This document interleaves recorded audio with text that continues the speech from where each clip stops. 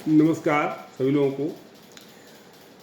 आज हम लोग बाल केंद्रित और प्रगामी शिक्षा की जो अवधारणा है उस पर चर्चा करेंगे। चाइल्ड सेंटर्ड एजुकेशन, इस बात से हम सभी अवगत हैं कि पहले अध्यापक केंद्रित शिक्षा व्यवस्था हुआ करती थी।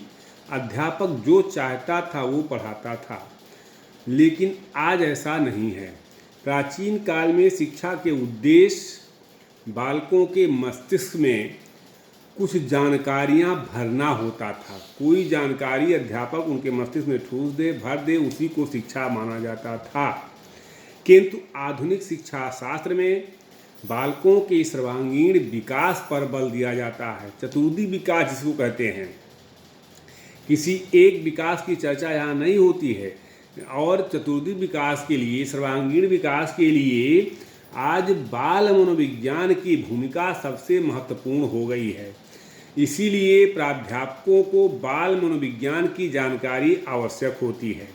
वर्तमान समय में बालकों के सर्वांगीण विकास के महत्व को समझाते हुए शिक्षकों के लिए इस बात पर बल दिया गया कि बाल मनोविज्ञान की जानकारी प्रत्येक अध्यापक को अनिवार्य रूप से दिया जाए।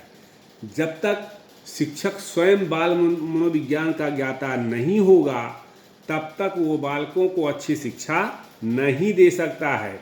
और इस जानकारी के अभाव में शिक्षक न तो शिक्षा को अधिक से अधिक आकर्षक और सुगम बना सकता है, और न ही वह बालकों के विभिन्न प्रकार की समस्याओं का समाधान कर सकता है।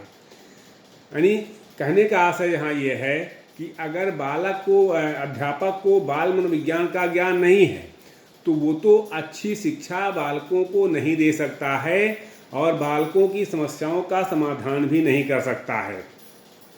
इस प्रकार बालकों के मनोविज्ञान को समझते हुए उनके लिए जो शिक्षा की व्यवस्था करने की आधुनिक प्रणाली बाल केंद्रित शिक्षा कहलाती है।